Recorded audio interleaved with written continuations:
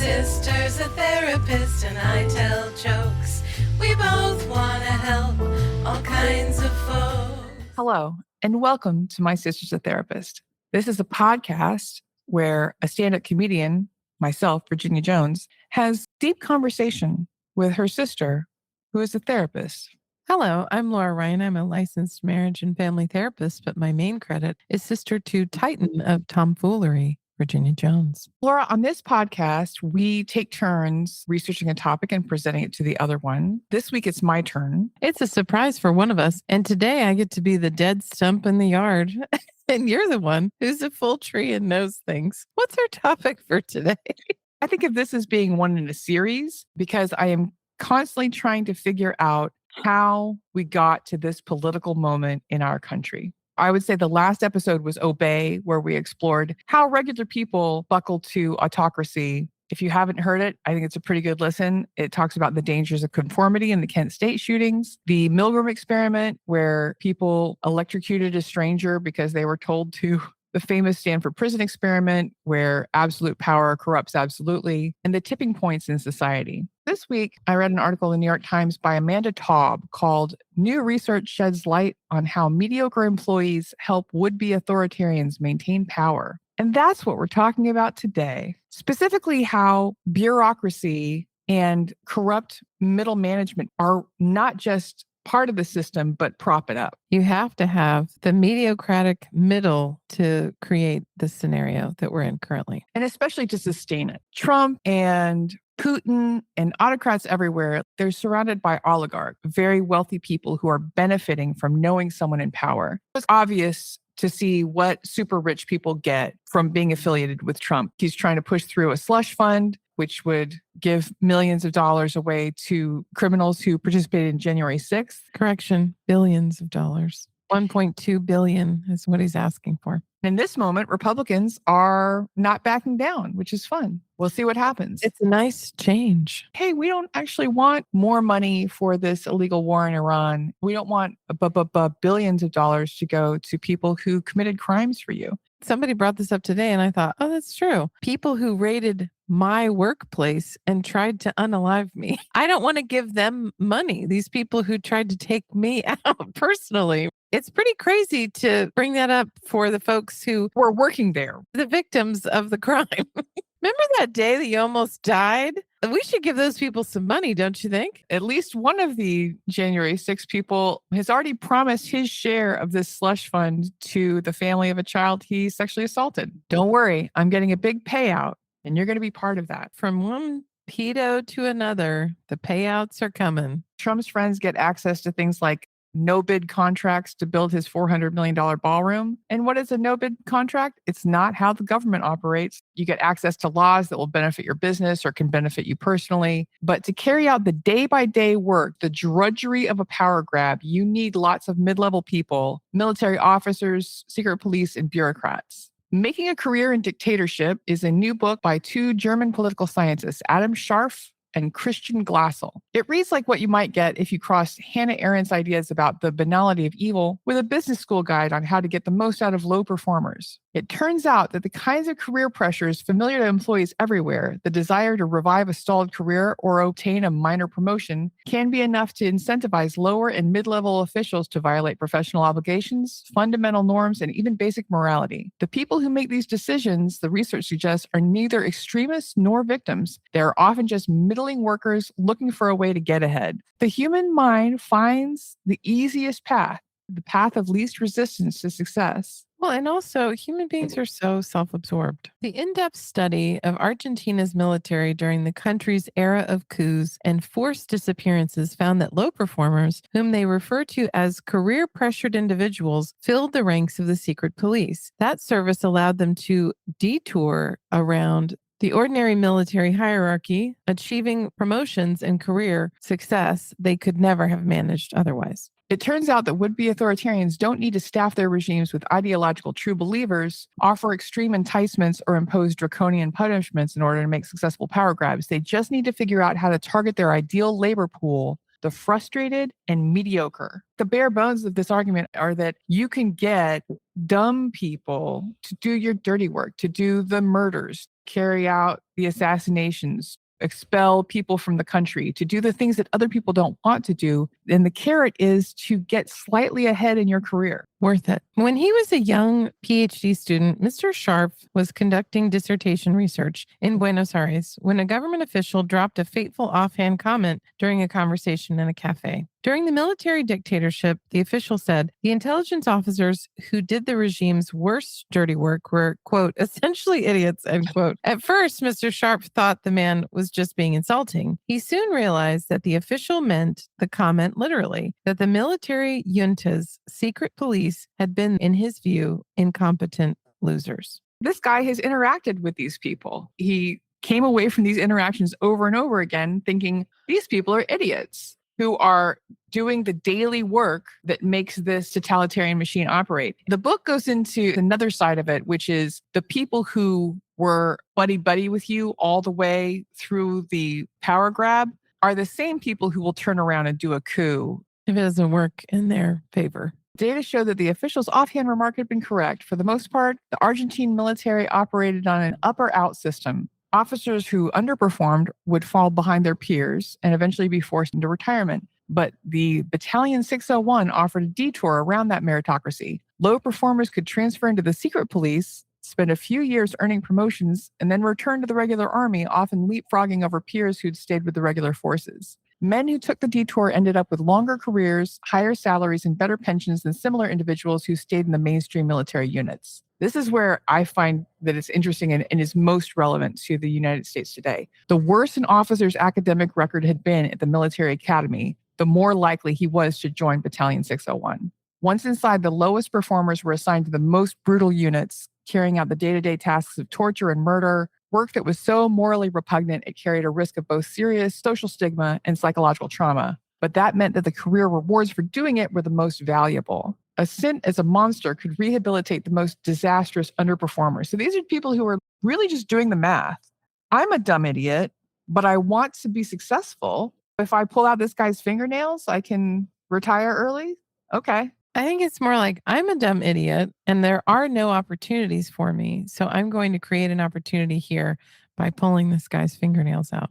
Mr. Glassel and Mr. Scharpf found that superiors in the Nazi bureaucracy successfully exploited career pressures to recruit commanders for Einsatzgruppen, the mobile killing squads that carried out the Holocaust by bullets in Eastern Europe. Many of the recruits had backgrounds that placed them at a disadvantage, such as records blemished by disciplinary proceedings, unclear, quote, racial purity, unquote, or a lack of military and policing experience. Zealous service in the killing squads helped them improve their careers. And this points to something that's been observed in the ICE units, that a lot of Americans of Hispanic origin are arresting and deporting other Americans of Hispanic origin. Because they're supposed to be arresting and deporting those folks. It's the other stuff they're not supposed to do. But also there is a process where people can just live here. Not really sure about that these days. There was a court case that found that Abrego Garcia was innocent of all charges in a trumped up case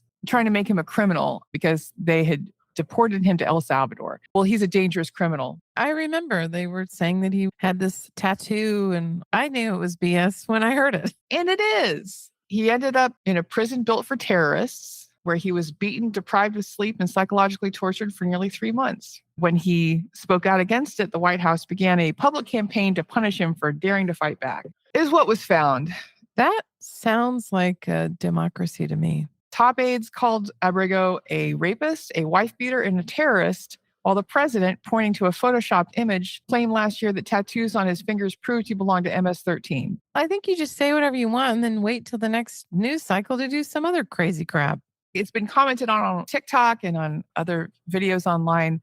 The people who are deporting people look a lot like the people they're deporting, and they're doing it to get a leg up. That happened a lot in the camps, even with other Jewish people. It's that self-centeredness. I'm trying to do what's best for me. In the Soviet Union, the NKVD, the secret police who killed hundreds of thousands of people during the so-called Great Terror of 1937, it sounds like it's pretty well named, deliberately recruited individuals with poor formal skills and knowledge, Mr. Glassel and Scharpf write, often with no more than a primary school education. Senior commanders nurtured their subordinates' fear of failure by instigating competition between different offices to see who could arrest more people. They were going after the dummies because we can make a loyal army that doesn't think too much for itself, and we can threaten them. I remember when a lot of the people I knew started hanging around with neo-Nazis. These aren't the sharpest tools in the shed. In order to engage in this sort of behavior, be a part of this group, you're not going to be that smart. There's not a lot of geniuses out there fighting the cause for harming other people.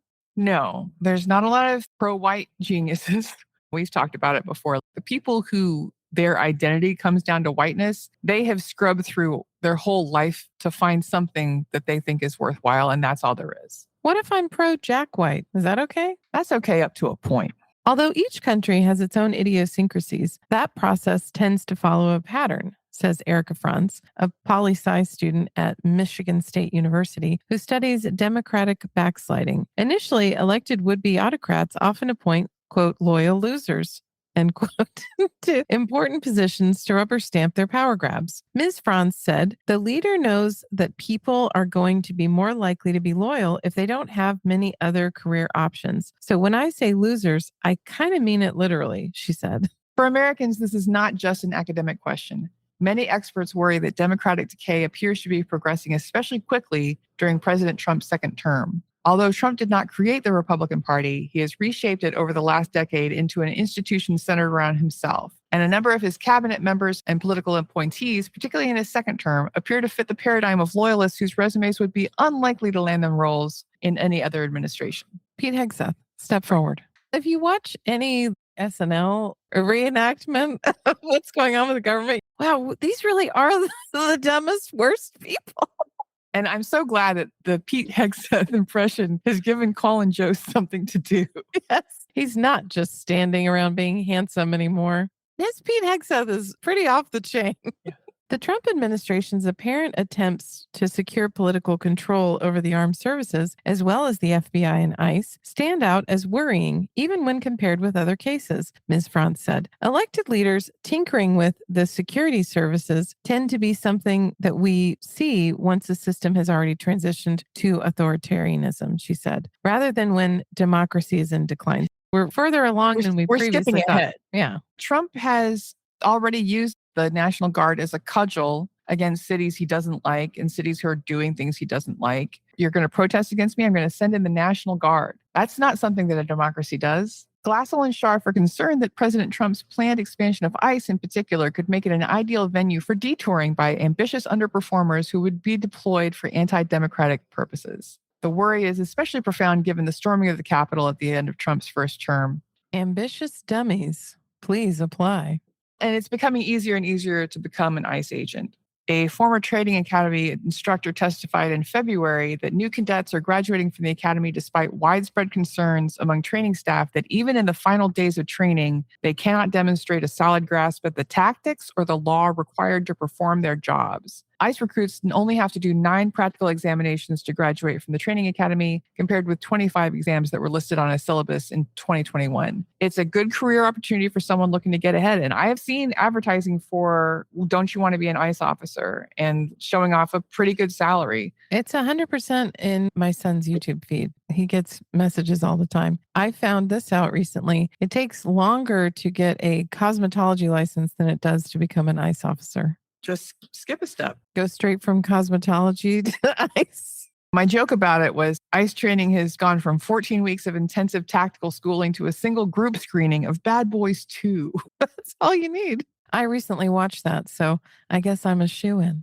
The current administration appears to tick those boxes, even if Trump's intentions are obscure. He's already spoken openly of a third term in violation of the Constitution and disparaged the need for election. ICE remains an anti-immigration force, but it's set to be radically expanded with a budget that would dwarf other federal law enforcement agencies if the current funding bill passes. The Trump administration has drastically cut employment in other agencies, leaving thousands of people unemployed or fearful that they soon might be. And top officials, including J.D. Vance and Stephen Miller, explicitly assured ICE officers of immunity after immigration officers killed a protester in Minneapolis in January. And that does not seem to be shaking out the way they thought. Here I have a list of Trump's least qualified appointees. Top of the list, and he never made it into office. But Matt Gaetz was nominated for the attorney general when someone said, hey, weren't you accused of child trafficking and statutory rape? Didn't you suggest that a protester had a face like a thumb? In 2024, the House Ethics Committee released a report that found he had paid for sex, including with a 17-year-old,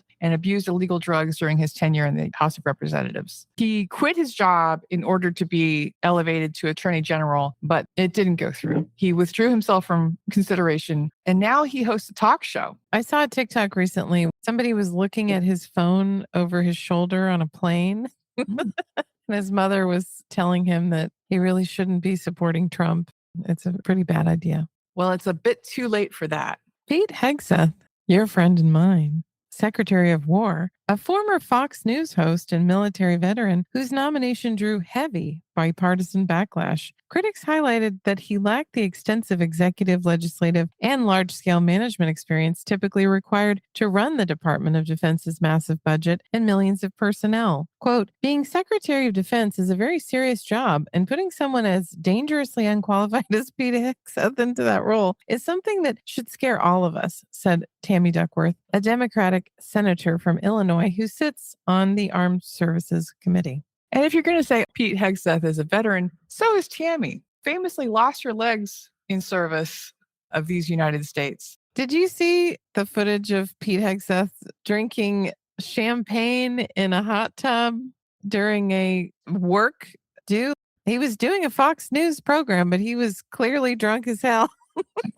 These guys love to party. That's what happens when you get the bottom of the class. You have to consider that like attracts like, and Donald Trump was a cocaine addict, and now he snorts Adderall every day. He's going to pick folks who are like him. But he never was a party boy. He was snorting cocaine in order to stay up and figure out how to screw people out of money. He's never drunk alcohol, which I find odd. It's because his brother died from drinking, and this was the way that he made his mother proud. That doesn't mean he's not a drug addict. Robert F. Kennedy Jr., Department of Health and Human Services, an environmental lawyer and prominent vaccine skeptic. His history of promoting fringe medical theories led many health experts and lawmakers to classify his appointment as anti-qualified. Also, a heroin addict. And an eater of dead animals on the road. And a saver of animal penises. It's better than eating live roadkill, am I right? I saw an old interview where this woman was talking to him. She said, that was a great speech. I wish you hadn't had so many heroin problems. You could run for president. Recently, in the midst of a measles outbreak, rather than advocating for vaccination, Kennedy has touted the benefits of cod liver oil and vitamin A, which do not prevent measles. He just gets it. Doctors in Texas are finding that some unvaccinated children are suffering from liver damage because they've been given too high a dose of vitamin A. There's very real repercussions to having an unqualified person in office and speaking out with a platform. Oh, we'll just get him some cod liver oil. He's the only person who's ever been in that position who wasn't a doctor or a medical professional. He's just some guy. He's some guy who has a famous political family. And a pretty nasty drug addiction. Elon Musk appears to be second only to Trump in terms of power in the administration. Luckily, this is in the past. Musk's former Doge has been the poster child for government waste, fraud, and abuse, things it is supposed to be eliminating because of Musk's incompetence. CEPR has already documented some of his mismanagement. Musk appears to have completely ignored all the work done by the Government Accountability Office and the various agency inspector generals, most of whom he fired, in identifying fraud and waste. Even if Musk had felt their work was inadequate, it's hard to believe that it would not have provided a useful jumping-off point for Musk's efforts. Doge has made several mistakes in its tally of savings that it has achieved. NPR found that their revised claim of having saved $65 billion is actually $2.3 billion, a lot of which was already in place, or about 0.03% of the federal budget. Doge has caused unnecessary pain and suffering in the lives of thousands, perhaps millions, for a minuscule savings. He had people reading private records. Did you see that interview with one of his former staff? They were talking about DEI because Doge was deleting all this stuff because they thought it was DEI. He didn't even know what DEI meant. He just said, oh, it's, DEI. It was DEI. Getting rid of it. What is that? It's the DEI. We don't like it. That's fun. These are top officials, but they are as dumb as the dumbest junta members. Because any qualified person would never take this job. They're not qualified enough to realize how unqualified they are. One common thread, he chooses unfailingly loyal people who are unlikely to push back against orders, analysts said. Yeah, if you compare his first administration to this one, a lot of those folks weren't into what he was doing. And he only fired a few people in this administration because it's mostly yes men and women. This is how we're really speeding up the merry-go-round. If Republicans will not tend to vote against him and his people feel that they're getting some huge advantage, no one's going to stand in his way. I'm actually very energized and excited about the vote for the slush fund being pushed out a couple weeks because it's the first opposition from the party that we've seen. We're so invested in this two-party system. If you're not this side, you have to be the other side.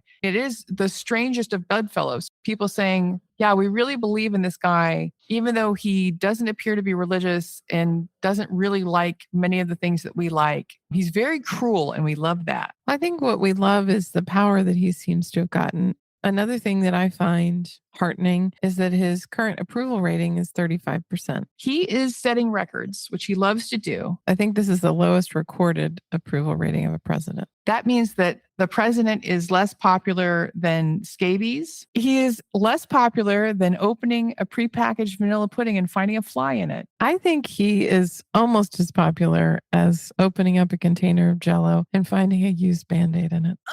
Donald Trump is less popular than getting to the beach and having not just a tropical storm, but having a monsoon that brings medical waste in from the ocean. Essentially, making a career in dictatorship, the book suggests that ideology is less important than the institutional structures and career incentives that turn ordinary officials into the instruments of repression or rebellion. So, Laura, I just continue to try to answer the question, how did we get here? How is this all happening? How is this all falling down around our ears? And I guess the answer is greed. I think the answer is a bunch of dummies. I mean, Donald Trump is a known idiot.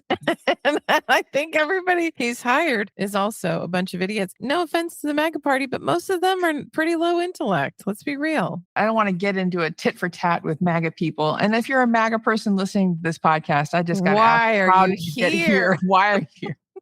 I keep seeing people saying on Facebook, my fellow Gen Xers, if you're MAGA, just unfriend me. Why would you hang in this long? Why would you have been here in the first place? Laura, what are your final thoughts about our slide into autocracy and how people are doing it, not because it's something they believe in, but because they think it'll get them a good paycheck? I think it says something about human nature. Ultimately, when push comes to shove, we're looking out for our own self-interests. If I'm a big dummy who is generally bad at my job and I find a way to make more money and maybe get myself some clout, especially in this capitalist hellscape that we live in, the only way that you are quote unquote successful is if you're making more money or you have a good role in your work. Like the article said, more and more people are being laid off, more and more people are losing their jobs, which just creates a more desperate environment to be taken advantage of. I do believe in general, humanity is good and loving and cares about each other. There's also a big part of us that can twist things around in our brain to make it okay to harm others. There's this famous photograph of this group of youths in Germany in the 40s. They're jumping and smiling and laughing. Oh, what a fun group. And then you find out these people were all leaving Auschwitz. They're heading out to their local beer garden after terrorizing Jewish people all day long, and they were loving it. I think one of them even had a guitar. All these fun youths having a great day out. Let's talk about what it takes and what it costs. How do people get here? An important step is dehumanizing the enemy.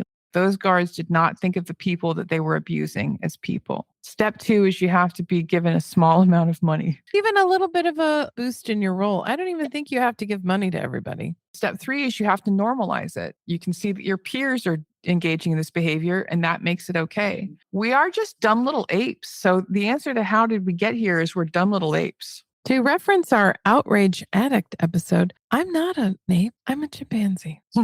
That's true. So Laura, what can we say to give people hope in these trying times? Make sure you get an education. Yeah. Make sure you can find yourself employment or you may end up in a political junta. I think those are hopeful words. I think a lot of people are taking all of this very personally, and we have to depersonalize it and realize that although these may be scummy loser people, what they really want is just to have a little bit of pocket money and a little bit of clout. So, Virginia, what are your final thoughts on this incredibly depressing topic that you've brought to the fore? I think it's depressing, but I also think it's interesting and it answers a lot of questions for me because if you were to listen to Trump and to his rhetoric, a huge percentage of Americans are on board with him, love everything he does, and want to support him. But really, it's a comparatively small group of people and getting smaller all the time. That's where I get comfort from. What we can do as voters is go to the polls, call your local politicians, make TikToks that are meaningful, wear t-shirts emblazoned with your beliefs. That's what I do. That's great. Educate each other. Yeah. Tell a neighbor. Actually, speaking of that, tell your neighbors, tell your friends, tell a stranger on the bus. This is a great podcast. Also, get on Apple, get on Spotify, get on YouTube, get on Audible, and tell everyone that you've ever met. This is a great podcast. Before we all descend into autocracy and we end up having a president that's 1,000 years old, listen to a couple of My Sister's a Therapist podcast episodes and give them some stars. Even though it's not comforting and it is depressing, it helps me to understand people's motivations, to understand how we got here. As a great man once said, I feel like I'm taking crazy pills. Every day that I wake up, I feel like I'm taking crazy pills. Laura, you are an accomplished therapist and an extremely dedicated TikToker.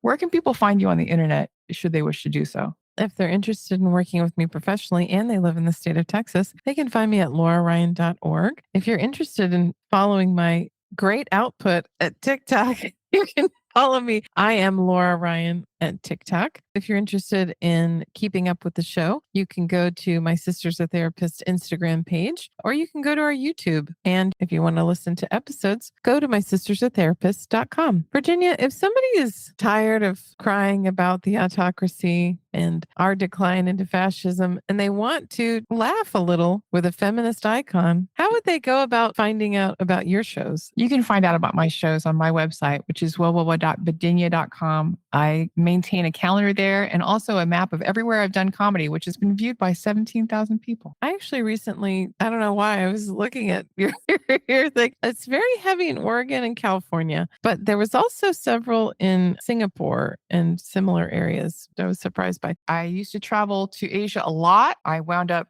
finding some places to do comedy there. I did takeout comedy in Hong Kong, and it was among the weirdest but most interesting gigs that I've ever had. You can also check out my upcoming dates on my Instagram, which is Bedinia. If you would like to write us an email, complain about this episode, and give us ideas for other better episodes you would enjoy, you can write us at hello@mysisterstherapist.com. If you would like to hire us to promote something that does not contribute to the dark triad autocracy we are currently living through, please write us at hello@mysisterstherapist, and we will start communication. Laura, now's the time in the show where you sometimes read something that someone has left us, a little missive, a little note, a little love text, a little comment. Do you have something to share this week? I have an email from a listener named Callie. Hi, Virginia and Laura. I was recently introduced to your podcast and I found myself saying, finally, a podcast that can tackle important topics with the support of humor. The way you balanced humor with the deeper conversation around worth, pressure, and womanhood felt incredibly aligned with the work I'm doing with high-achieving women. I listened to your episode on the beauty myth and found myself nodding along the entire time. You have no idea how much this resonated with me and the work I do. What I love about your episode was how human it felt, not clinical, not performative, just honest conversations that actually help people feel less alone. You are my people.